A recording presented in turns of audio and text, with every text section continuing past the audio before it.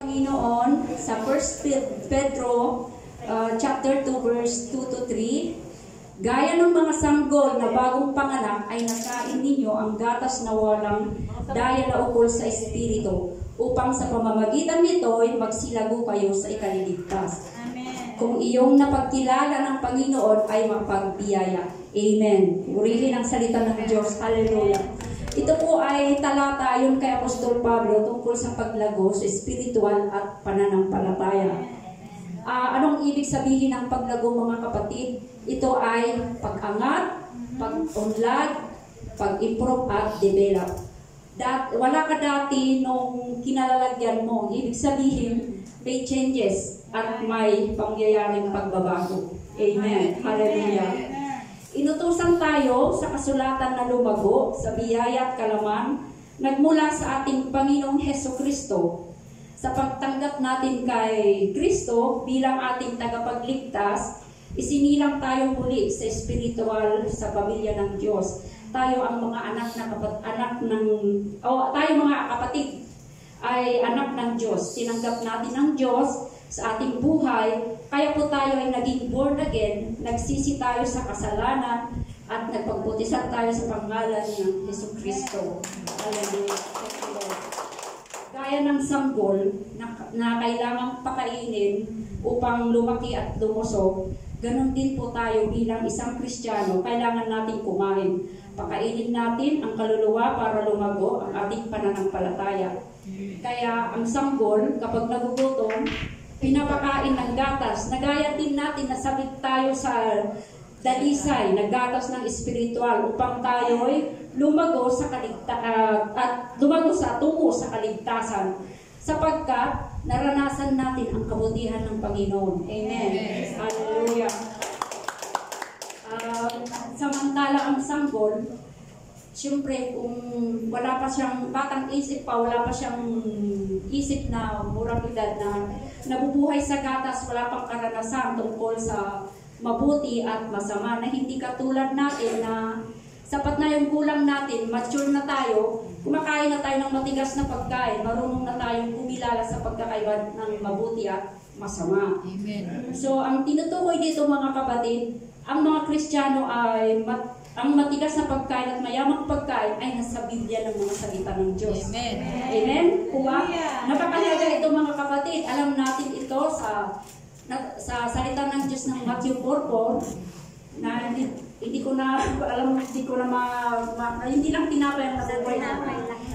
At laging tinuturo po sa atin ng ating pastor na kailangan natin magpalakas, magsilago ng salita ng Diyos, the vitamins and the foods from the Bible of the Word of God. Amen? Amen. Mga kapatid, may ibang Kristiyano kasi na naligtas na sa loob ng maraming taon, ngunit sanggol pa rin ang espiritual. Hindi pa nila nauunawaan ang malalim na katotohanan ng salita ng Diyos. Amen. Kaya mga taong miserableng buhay na sa comfort zone kasi nakikinig lamang po sa kanyang dinadaluhan sa kanyang church for many years at hindi pa siya lumalago. Alam niyo po, mga kapatid, ang taong hindi lumalago ay pagsubok sa kanya, ay ang pagpasok sa kanya ay ang mga fear o takot, negative mindset, nagdududa at nag-aalala kasi wala siyang ginagawa. Ang taong walang ginagawa ay dangerous yan, ay nasa comfort zone. Wala kasi siyang ambag. Kumbaga, wala siyang ambag sa gawain ng Panginoong Diyos. Amen. Praise the Lord. Meron tayo dito, ay meron tayong naambag sa gawain ng ating Panginoon. Hallelujah. Sa bahay nga lang, di ba, pag wala tayong ginagawa, kain tulog, pabigat na tayo sa ating pamilya. Amen. Ganon din po tayo. Amen. Ibig sabihin, sayang lang na nilikha tayo ng Diyos na wala tayong ginagawa sa mundong ito. Amen. Hallelujah. Napakahalaga, mga kapatid, ang paglago. The way you level up, kumain, magbasa ng makinig sa salita ng Diyos. Hindi lang po tayo hearer, kundi doer tayo sa mga kapatid. The way you level up is the way down. Halimbawa, natin ang ating Panginoong Jesus. Alam natin siya ay nagkatawang tao dito sa mundo. Makapangyarihan siya, mga kapatid, pero ang ginawa niya, nagpaalipin dito sa mundo, nagpakababa. Kaya mga kapatid, the way level up ay tayo magpahambol, magpasabot, at sumunod tayo sa kalooban ng Diyos. Ang sabi sa Bible, sa Matthew 23:12, ang sinumang nagmamataas ay mababa, at sinumang magpapakababa ay mataas. Amen. Amen. Dati, immature ka, batang isip ka, ngayon from childish to childlike, now childlike to child Christ-like, meron ng pagbabago.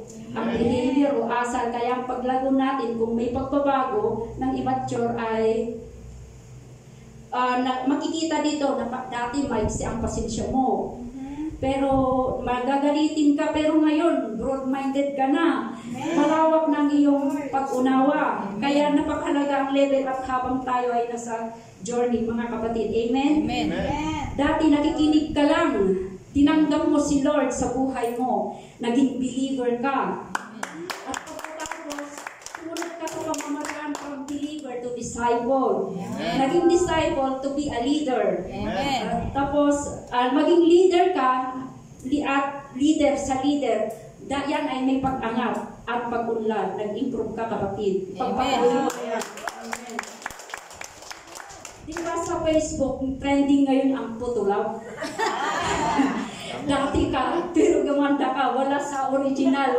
Ang ganda mo. Amen. Binago ka ng putulaw, pero mga kapatid, ang anak ng Diyos, hindi kailangan ang putulaw. Ay lalong gaganda kapag nasa presensya ng Amen. Amen. Amen. Kaya paalala lang mga kapatid, Wala dito. mag-ingat kayo sa mga believer na gumagamit ng putulab. Ang pagsali po ng isang trending social media ay hindi maging karangalan sa ating Panginoon. Pagkos pinapatunayan mo lang sa iyong sarili na ikaw ay Tunay. sumasabay sa uso ng mga kamunduan. Amen. Hindi lahat ng uso na nauso dapat kang magsabayan. Yes. Sorry mga kapatid kung walang personalan ito, pero ang sabi ng Panginoon nandito po. Sa Romans 12:2, Amen. sabi niya dito, i-align natin ang sarili bilang handog na buhay. Huwag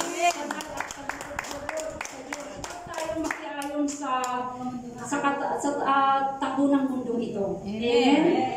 Kaya tandaan mga kapatid, ang paglago ng Kristiyano, pagsasaayos ng mga prioridad, pagbabago patungo sa pagbibigay ng kasiyahan ng Diyos at pagsunod sa Kanya.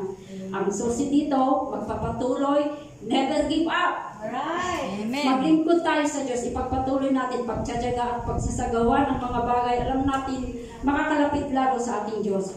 Pagbabasa at pag-aaral ng Biblia, panalangin at pakikisama sa kapwa nating pananampalataya. Hindi posible ito na magawang babagay nito kung wala yung pagkilos ang banal na Amen. Espiritu.